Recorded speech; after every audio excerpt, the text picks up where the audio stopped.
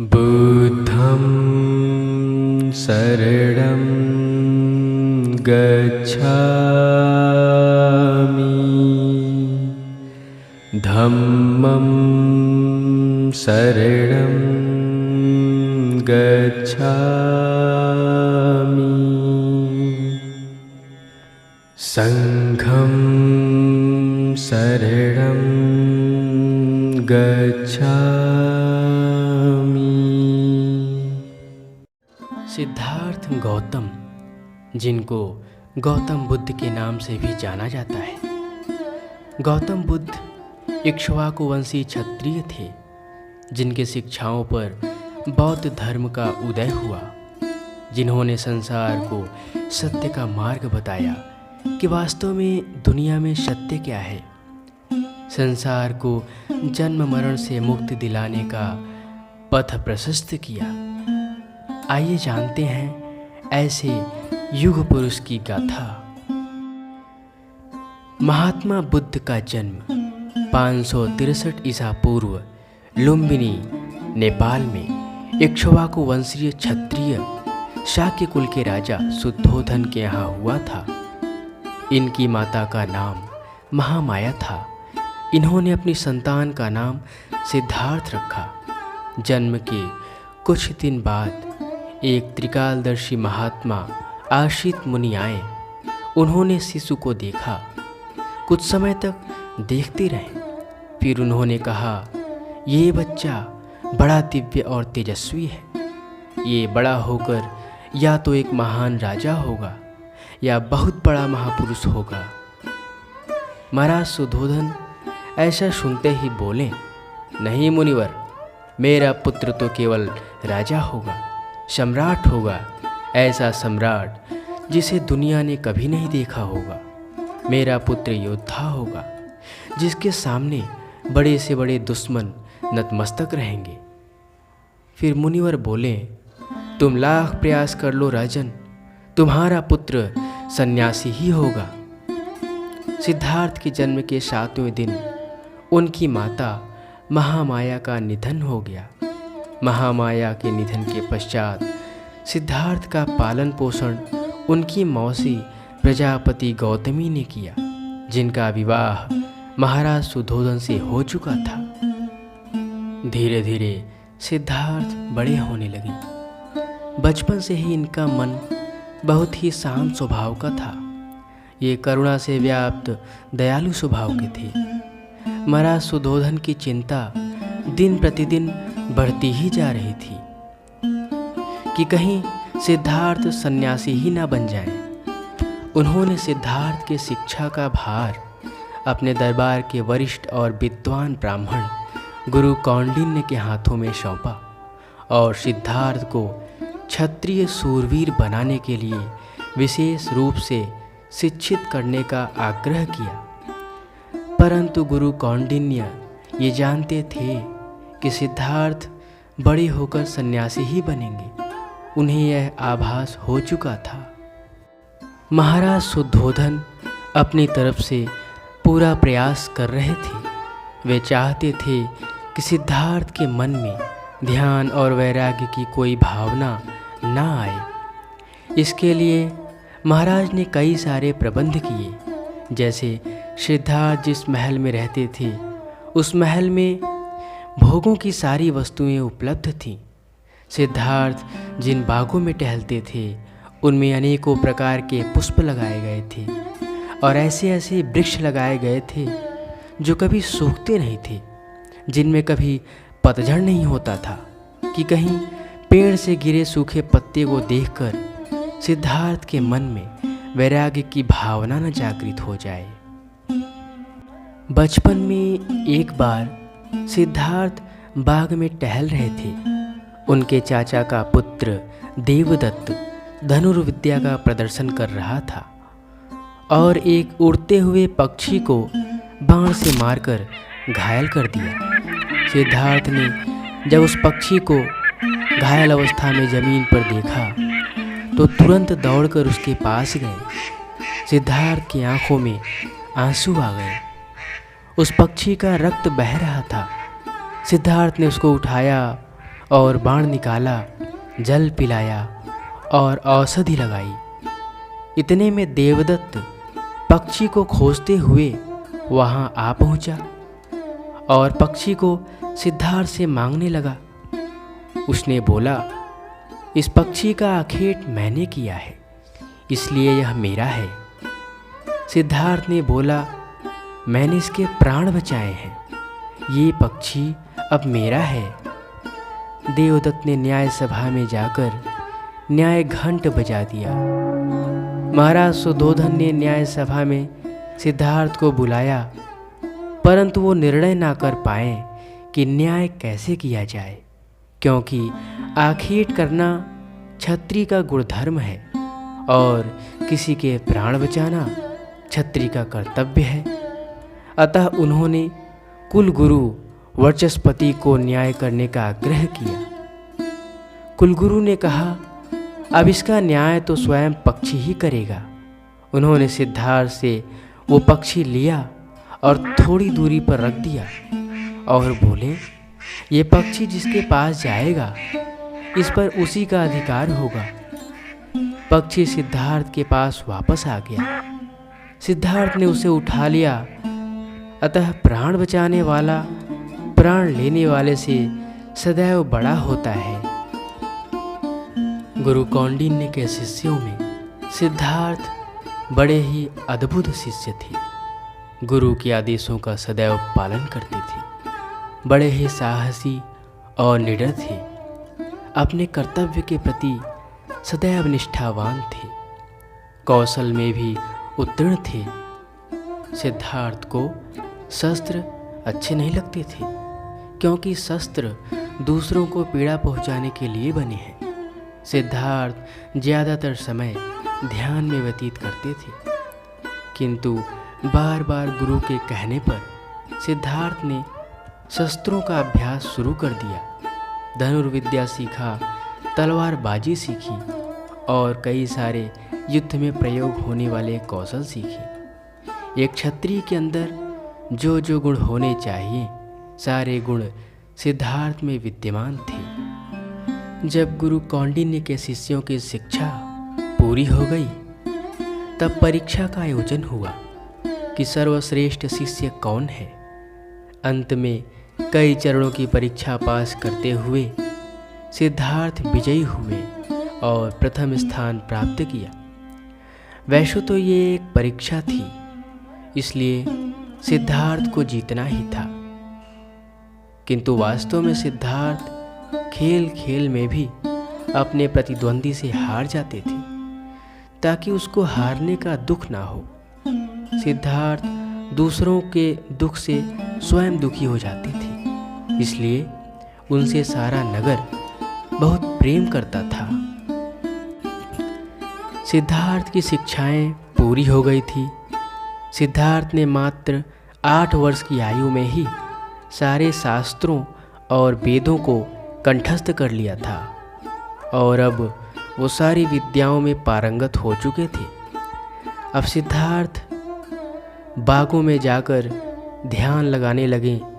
ध्यान में बैठे बैठे घंटों बीत जाते थे, जिसको देखकर महाराज शुद्धोधन बहुत चिंतित रहने लगे। उसी दौरान महाराज को स्वप्न आने लगे कि सिद्धार्थ जंगलों में बैठकर समाधि में लीन हो गए हैं। उनके शरीर पर धूल मिट्टी जम गई है।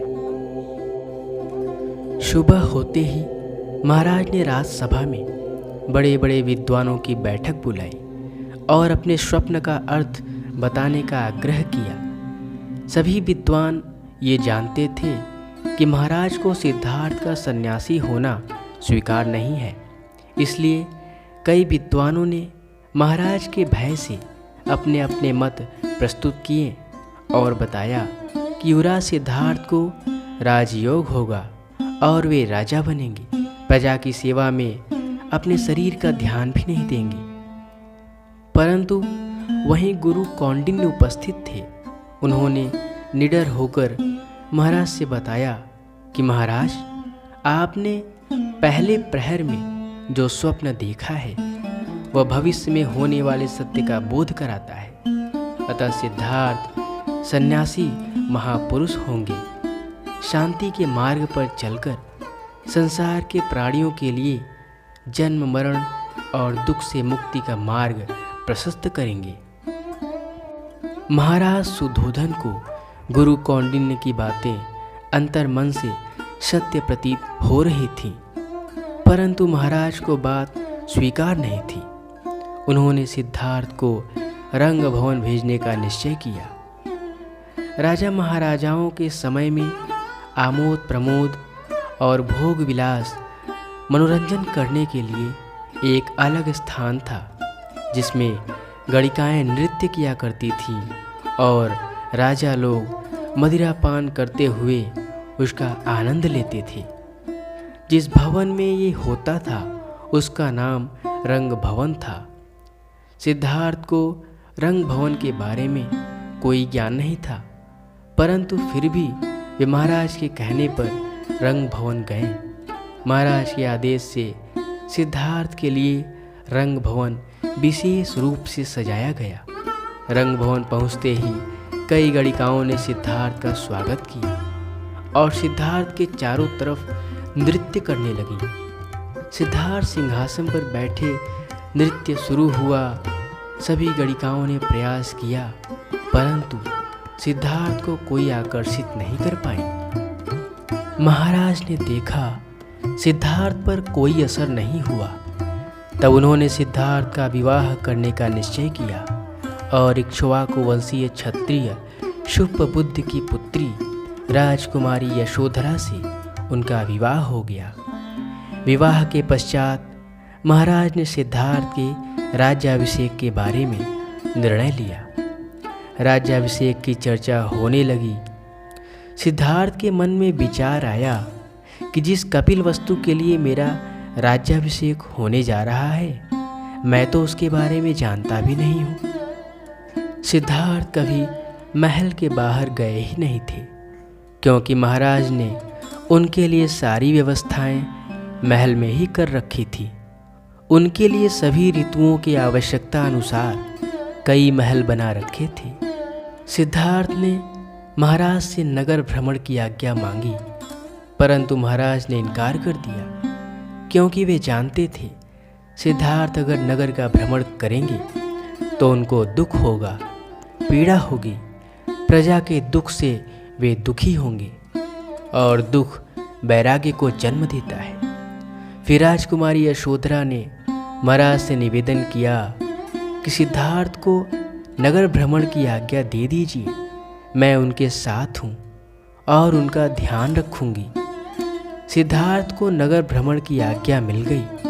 सिद्धार्थ और यशोधरा दोनों नगर भ्रमण के लिए निकल गए। जिस प्रकार कोई पशु पिंजड़े में बंद रहता है तो हमेशा उस पिंजड़े से आज़ाद होने के बारे में सोचता है और पिंजड़े से निकलते ही वह बड़ी खुशी के साथ झूमते हुए जंगल की तरफ भागता है, उसी प्रकार जब युवराज सिद्धार्थ को नगर भ्रमण की आज्ञा मिली तो युवराज खुशी से झूम उठे और नगर भ्रमण की ओर प्रस्थान किए। युवराज सिद्धार्थ बहुत खुश थे। आज राजमहल के बंधनों से स्वतंत्रता मिली और बाहरी दुनिया देखने का मौका मिला। युवराज सिद्धार्थ ने नगर भ्रमण के दौरान 4 दृश्य देखा, जिसने युवराज को वैराग्य पथ पर अग्रसर होने के लिए प्रेरित किया। पहले दृश्य में उन्होंने एक वृद्ध व्यक्ति को देखा जो लाठी के सहारे कांपते हुए युवराज को देखने के लिए चले आ रहे थे। महाराज सुधोधन ने सैनिकों को आदेश दिया था कि कोई वृद्ध व्यक्ति युवराज के सामने नहीं आना चाहिए, इसलिए सैनिक उन वृद्ध व्यक्ति को रोक रहे थे। उस समय बुजुर्गों का बड़ा आदर सम्मान होता था। उन्होंने सैनिकों को डांटा और बोले, अरे तुम लोग तो युवराज को देखते रहोगे, मेरा तो वृद्धावस्था का शरीर है, पता नहीं कब मृत्यु आ जाए। कम से कम अपने होने वाले युवराज को तो देख लेने दो, हटो। ऐसा कहकर वो युवराज के पास चले गए। जैसे ही सिद्धार्थ ने उन वृद्ध को देखा, आश्चर्य में पड़ गए, क्योंकि सिद्धार्थ इस प्रकार के व्यक्ति को पहली बार देख रहे थे, जिनकी शरीर की चमड़ी लटक गई थी और वो लाठी के सहारे झुक के चल रहे थे। उन्होंने अपने सारथी चन्ना से पूछा, चन्ना, ये कैसा शरीर है इनका? इनको क्या हो गया है? चन्ना ने कहा, युवराज, ये वृद्धावस्था है। तो क्या हम लोगों का भी शरीर ऐसे ही हो जाएगा? चन्ना ने कहा, हाँ युवराज, हम सबको भी एक दिन वृद्धावस्था से गुजरना पड़ेगा। संसार में जिसने जन्म लिया है, सबको एक दिन वृद्धावस्था से गुजरना पड़ेगा। ये अवस्था जीवन के आखिरी समय की है। बस इतना सुनते ही युवराज बहुत दुखी हुए और महल की ओर वापस चले गए। दूसरे दृश्य में युवराज ने एक बीमार व्यक्ति को देखा, जो कुछ दूर चल के अचानक जमीन पर गिर गया और छटपटाने लगा। युवराज उसको देखते ही रथ से उतरने लगे। फिर चन्ना ने रोका, नहीं युवराज, आप उसके पास नहीं जाइए। युवराज ने पूछा, क्यों? चन्ना बोला, यदि आप उसके पास जाएंगे तो आप भी इस बीमारी से ग्रसित हो जाएंगे। युवराज की आंखों में आंसू आ गए। जो शरीर देखने में इतना सुंदर और सुडौल दिखता है, इसमें इतने दोष। सिद्धार्थ पुनः महल की ओर वापस लौट गए। तीसरे दृश्य में युवराज ने एक मृत व्यक्ति का शव देखा। एक व्यक्ति की मृत्यु हो गई थी। लोग उसे सफ़ेद वस्त्रों में बांध के ले जा रहे थे। युवराज सिद्धार्थ ने रथ पर से देखा और बड़े चिंतित होकर चन्ना से पूछा, चन्ना, ये क्या है? ये लोग रो क्यों रहे हैं? और ये किसको बांध के ले जा रहे हैं और कहाँ?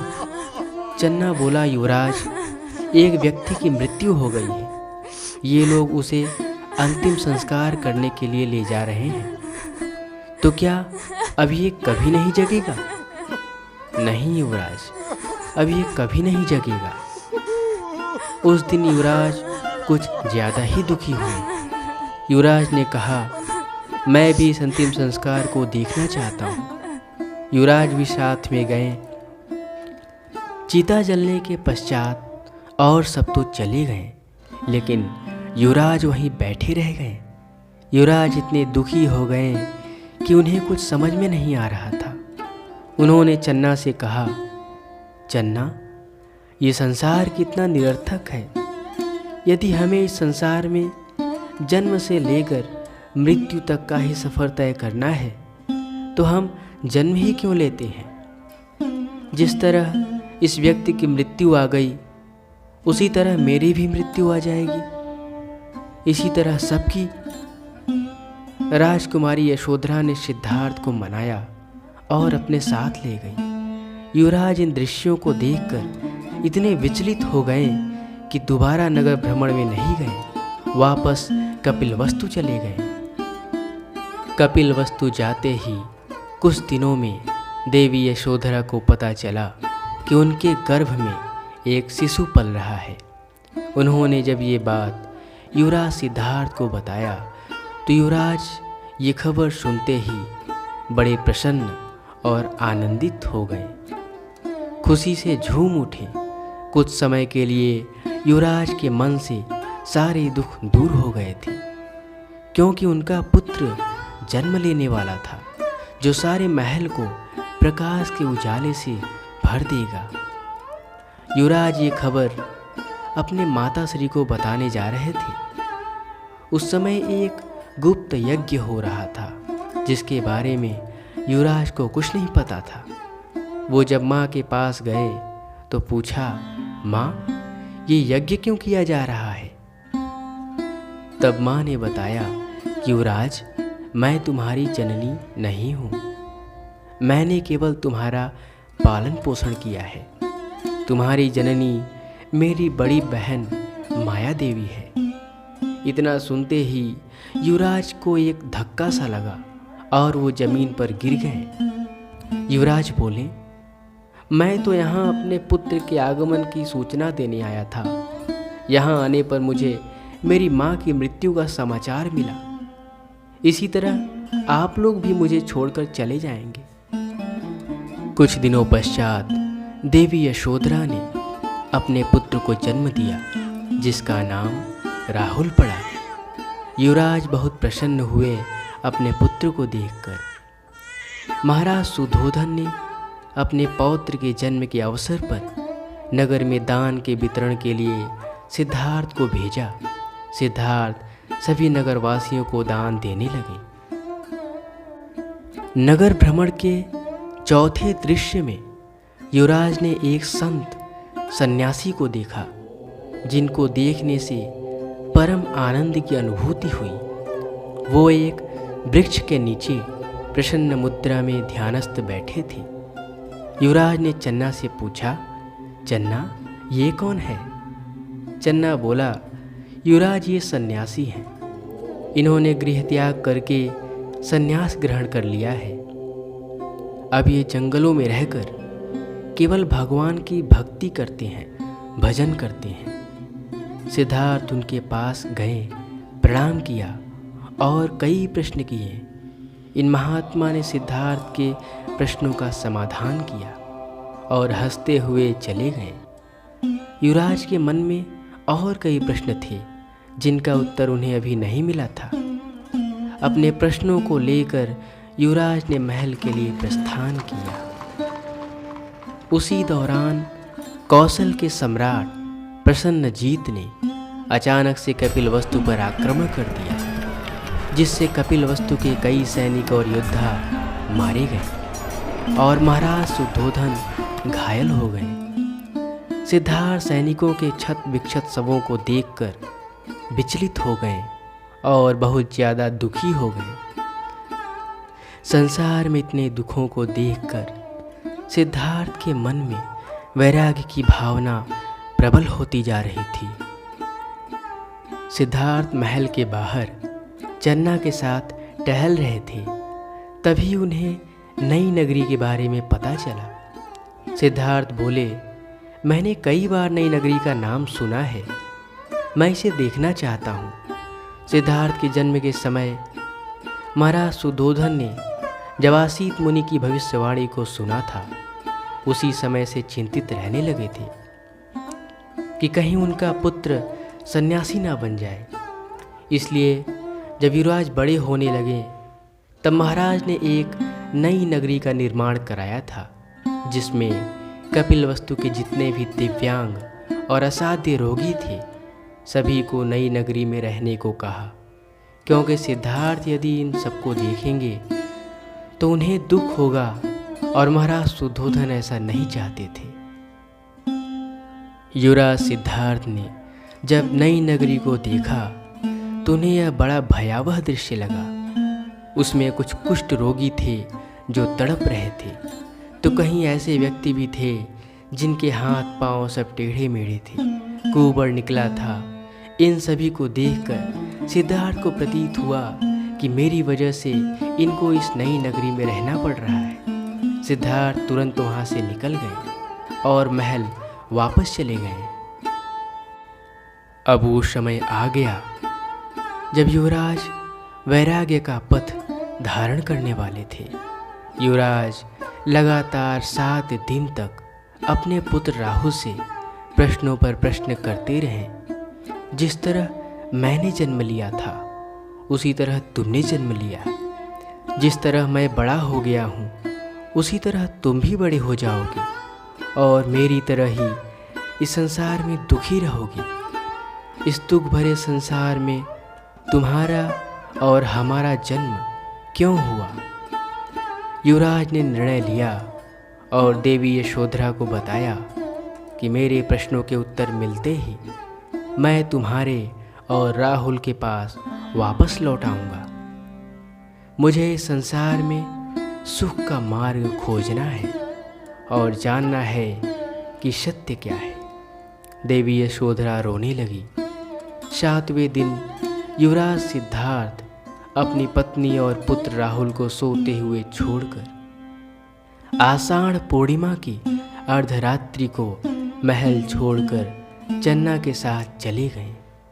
राज्य की सीमा पार करने के बाद जब युवराज अनोमा नदी के तट पर पहुँचे तब अपने सारे आभूषण और शाही वस्त्र चन्ना को दे दिया और साधारण वस्त्र धारण कर लिया और चन्ना को वापस कपिलवस्तु भेज दिया। चन्ना भी बहुत दुखी हुआ। विश्व के इतिहास में कभी कभार ही ऐसा होता है जब कोई संसार के कल्याण के लिए, मानव जाति के कल्याण के लिए संसार के सारे सुख को त्याग कर जन्म मृत्यु से मुक्ति का मार्ग खोजने निकल पड़ता है। आखिरकार वो समय आ गया, अनंत आत्माओं को अज्ञान के अंधकार से मुक्ति दिलाने के लिए युवराज सिद्धार्थ ज्ञान की खोज में निकल पड़े।